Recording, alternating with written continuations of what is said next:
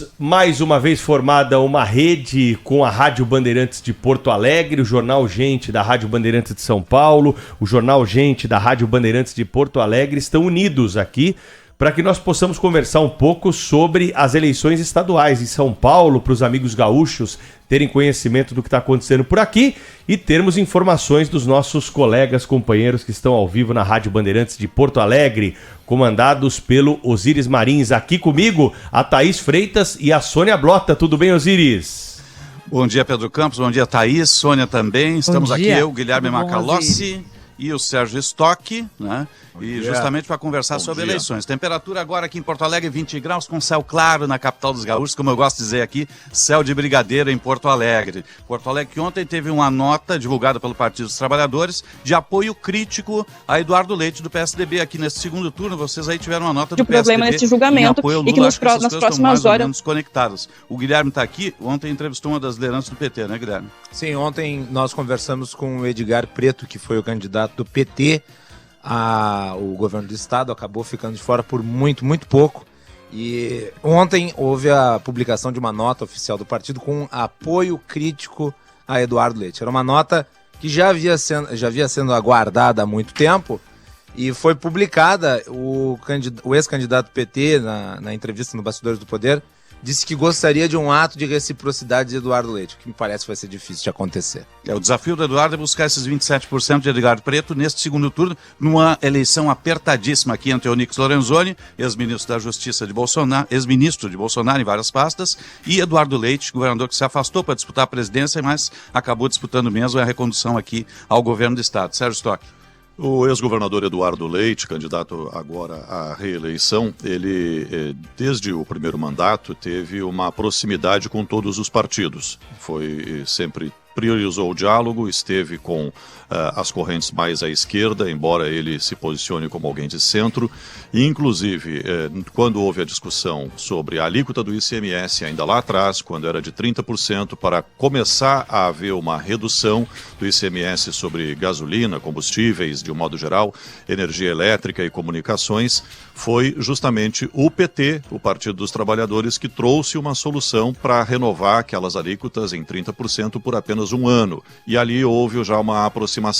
Não que se tenha uma afinidade ideológica, porque, por exemplo, Eduardo Leite privatizou empresas estatais. O PT é contra as privatizações. Então, esse voto, esse apoio crítico está justamente nessa questão programática. Mas já houve uma aproximação quando, então, o governador. Me parece que foi muito natural isso agora, esse fortalecimento do apoio do PT a Eduardo Leite, que o PT tem na sua gênese, nessa campanha eleitoral, buscar a derrubada, entre aspas, do bolsonarismo e dos candidatos que apoiam ou que são apoiados por Jair Bolsonaro.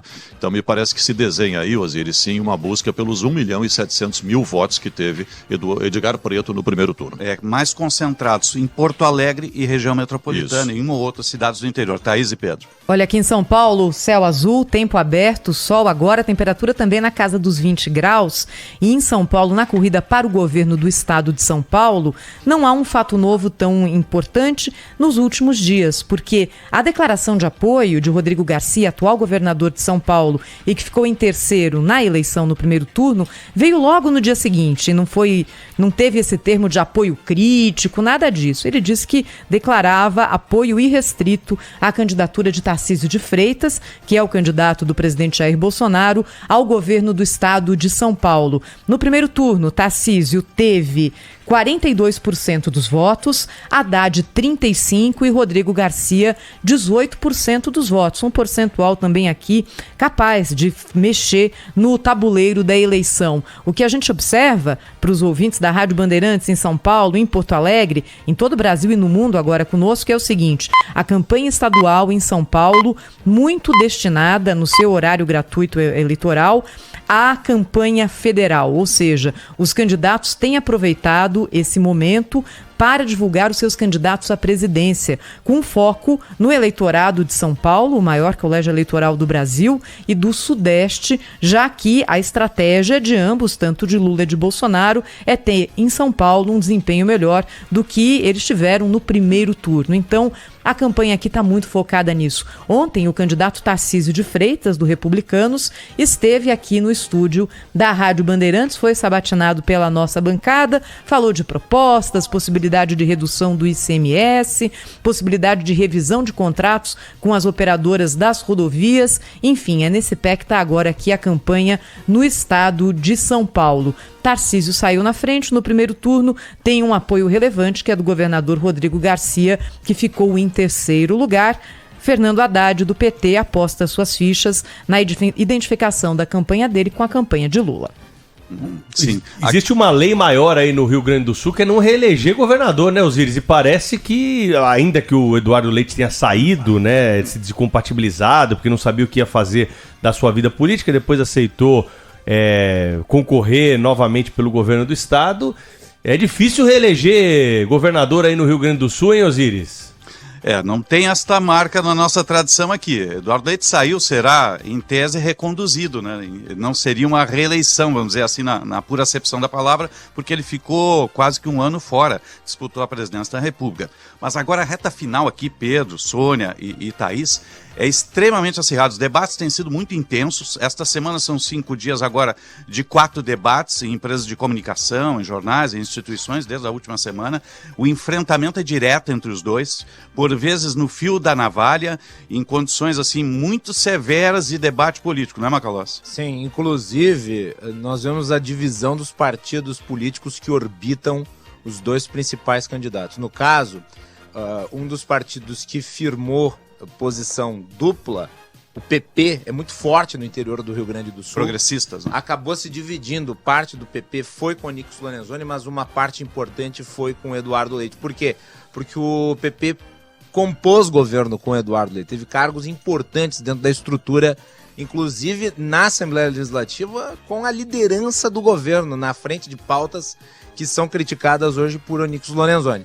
Da mesma maneira, o MDB, que é formalmente aliado de Eduardo Leite, tem o seu vice, Gabriel Souza, como representante na chapa do Tucano, também está dividido porque o processo de escolha do MDB, que acabou não se consolidando, foi muito traumático. Então existem lideranças do MDB, principalmente aqui em Porto Alegre, que se associaram a Onyx Lorenzoni. Esses partidos estão absolutamente divididos e me parece que o Estado caminha para uma decisão eleitoral muito semelhante. É muito interessante, Osíris, Macalossi, Sérgio, que vocês estão falando pelo seguinte, porque em São Paulo, que a gente percebeu no primeiro turno, e claro que agora no segundo turno, as prefeituras tiveram um papel fundamental. E aí no Rio Grande do Sul, como é que vocês avaliam aí o papel das prefeituras? Esse é um ponto importante, Thaís. O PP, o Progressistas, dos quase 500 municípios gaúchos, 145 são prefeituras do PP. Então esse apoio que vem, que o Macalossi estava citando aqui, esse apoio que vem de prefeitos do PP pode levar muitos votos para Eduardo Leite. Embora formalmente o PP, o Progressistas, esteja com Onyx Lorenzoni. Essa é a disputa. Eduardo Leite disputa parte dos votos do PP, parte dos votos do MDB, tem seu vice Gabriel Souza do MDB, é uma coligação, mas ainda há uma divisão, porque há uma ala, especialmente a liderada pelo prefeito de Porto Alegre, Sebastião Melo, que vota com Jair Bolsonaro, portanto, vota em Onyx Lorenzoni, apoia Lorenzoni, mas está muito restrito isso a alguns grupos apenas do MDB, e esse é o desafio, junto com os 1.700.000 votos que o PT, Partido dos Trabalhadores, fez no primeiro turno.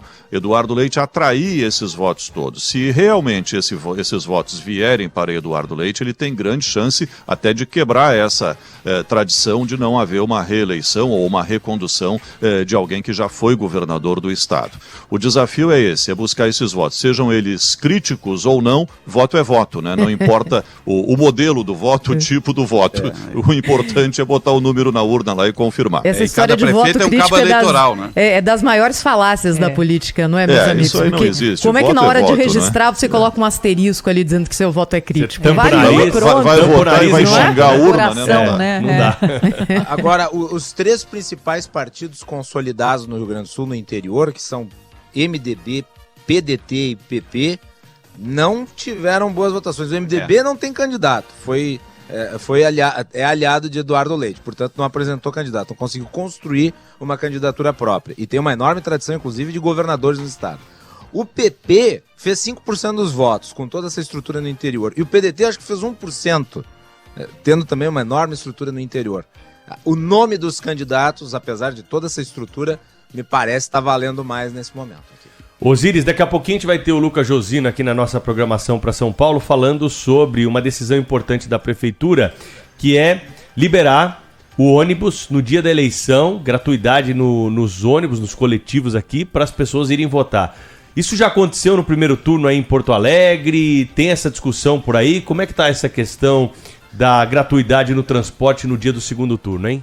A gente teve uma polêmica no primeiro turno a respeito disso, mas foi encaminhado, né, via decisão da prefeitura, e se garantiu o passe livre, digamos assim, né, aqui na capital. Mas nós tivemos nas cidades polo também, Caxias, Canoas e outras mais, também a presença do chamado passe livre, entre aspas, né, porque alguém tem que pagar essa conta aqui, né, e o transporte coletivo da capital passa por uma crise muito forte, vem tentando se reestruturar desde o pós-pandemia ainda, mas está garantido o passe livre, o deslocamento aqui na capital e nas principais cidades polo do interior do estado, como já aconteceu em outras oportunidades. Agora, nessa reta final, os candidatos vão concentrar a região metropolitana, capital e uma ou outra cidade do interior, e focar principalmente nos eventos finais em instituições, os debates e também nos outros veículos de comunicação. Thaís e Pedro.